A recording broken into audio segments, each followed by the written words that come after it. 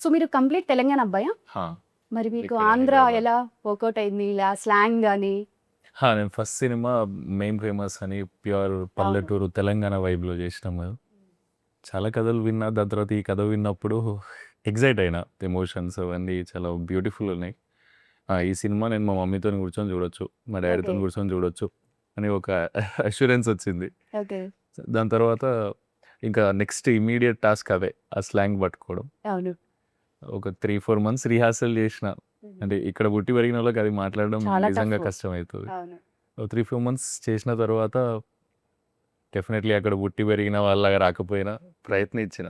చూడాలి so audience artificial గా ఏమంటారు. అనిపించిందా? లేకపోతే న్యాచురల్ గానే వచ్చిందా స్లాంగ్ అనేది ఫస్ట్ మీకు? 2-3 రోజులైతే ఫుల్ ఆర్టిఫిషియల్, అసలు అసలు రాదు. It was very funny when you used to say the dialogue. Okay. Everyone use to love. కానీ దాని తర్వాత ఇంకా మెల్లిమెల్లిగా దాన్ని పదును చేస్తుంటే వర్కౌట్ అయిందని అనిపిస్తుంది. సుమంత్ గారు, మీరు మెయిన్ ఫేమస్ తో వచ్చారు, బాగా ఫేమస్ అయ్యారు. మళ్ళీ ఒక 3 ఇయర్స్ గ్యాప్ తీసుకున్నారు. ఏం చేశారు ఈ 3 ఇయర్స్? ఎందుకు స్టోరీస్ ని యాక్సెప్ట్ చేయలేదు?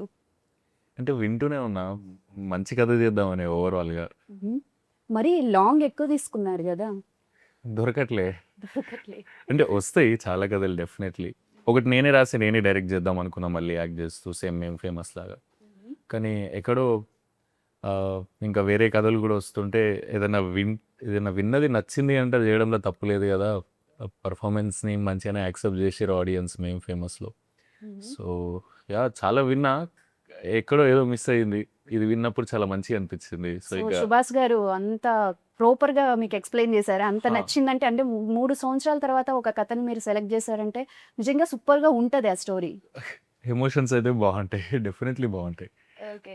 అంటే 3 ఇయర్స్ డెఫినెట్లీ ఒక సినిమా రిలీజ్ కాగానే దానికి కొంచెం పేరు రాగానే వెంటనే సినిమా చేయాలని ఉంటుంది. నాకు కూడా ఫుల్ ఉండే.